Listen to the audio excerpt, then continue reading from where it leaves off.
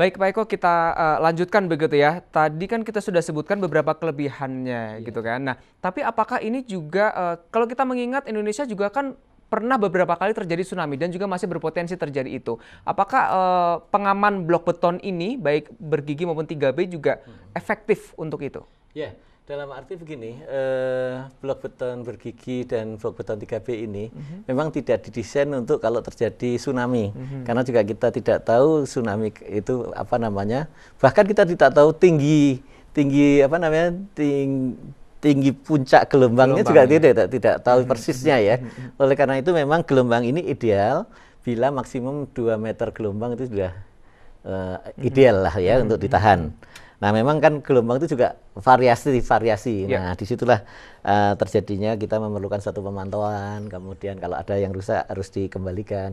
Nah di sini keunggulannya bentuk 3B ini dan juga yang beton berkait maupun bergigi itu juga mudah pemeliharaannya sebetulnya. Mudah pemasangan, tapi sekaligus mudah pemeliharaan dan juga sebetulnya kalau misalnya batu biasa kan kita belum tentu di daerah itu ada. Betul. Nah, kalau yang sifatnya misalnya sekarang yang kita namakan beton bergigi dan juga 3B ini adalah dibuat secara fabrikasi. Ya. Jadi dari secara fabrikasi ini bisa langsung dibawa ke lokasi. Jadi ketersediaannya terjamin begitu ya. Mudah-mudahan bisa lebih terjamin karena sudah dibuat sebelumnya, baru di lapangan itu dipasang. Nah, itu tapi ini kan mungkin juga ada pengaruhnya dengan biaya yang mungkin lebih besar. Betul atau tidak? Kalau secara massal kemungkinan dalam unit 100 meter lari begitu ya, katakanlah begitu ya. Itu sekitar sekitar per meter larinya misalnya gitu, itu 15 juta kira-kira ya, plus minusnya ya. Tentu variasi sekali ya. Itu ke 15 juta per meter tadi apa namanya gerakan larian panjang per meter panjang. Jadi kira-kira nanti kalau totalnya misalnya 100 meter ya tinggal dikalikan itu kira-kira. Tapi itu artinya sangat bervariasi karena lokasi pantai-pantai kita sebenarnya jauh-jauh juga dengan dengan lokasi katakanlah penyedia beton, penyedia seperti itu. Ya artinya biaya cukup tinggi tidak masalah asal sebanding begitu ya dengan keefektifan dari bisa pencegah dari abrasi ini gitu ya Pak ya. Tapi kalau kita melihat dari kondisi pantai-pantai yang ada di Indonesia termasuk di Jawa Barat, apakah memang teknologi blok beton bergigi maupun blok beton 3B ini bisa dikatakan cocok diterapkan di semuanya?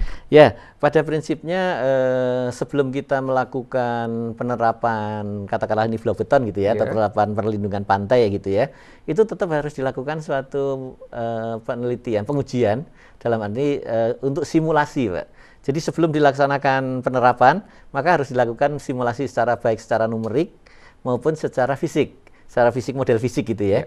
Karena apa? Karena setiap kita melakukan peletakan atau perubahan pada suatu pantai, ini efeknya ke pantai yang lain atau ke sampingnya dan sebagainya. Nah, disitulah kita perlunya sebelum menerapkan teknologi pengendalian pantai ini, maka sebaiknya dilakukan suatu pengujian dulu, baik secara numerik dalam arti secara perhitungan model komputer begitu, dan juga secara model fisik di laboratorium.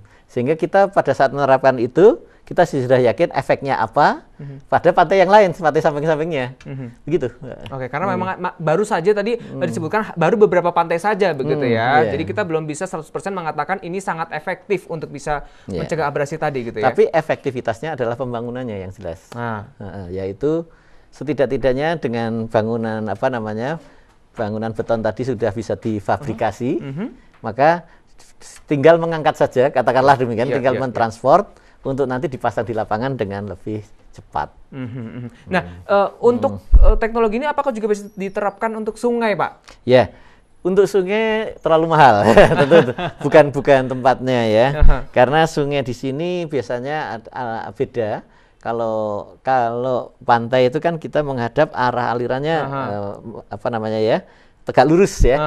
Ini pantai, kemudian ini gayanya. Jadi gayanya tegak lurus. Kalau pantai searah arus.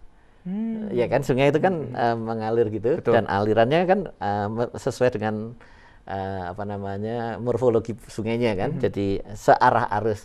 Nah, di sini mungkin lebih tepat kalau untuk sungai itu adalah mengabrasi di pinggir sungainya maupun juga dasar sungai. Gitu. Jadi memang belum tidak sama lah begitu ya. Lalu bagaimana nih Pak ke depannya? Rencana untuk penerapan teknologi ini ke depannya akan seperti apa dan harapannya?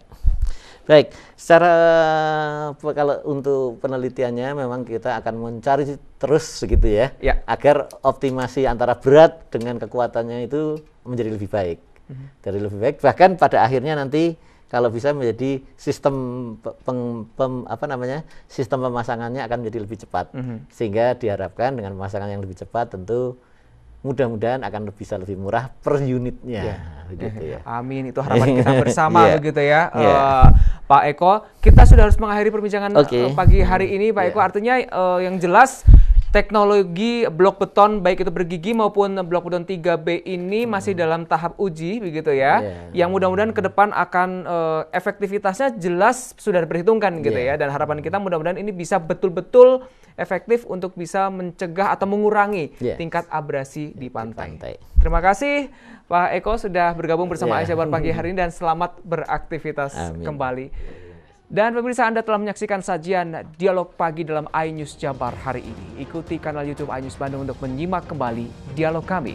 Mewakili kerabat kerja yang bertugas, saya Agung Karsana mengucapkan terima kasih dan sampai jumpa.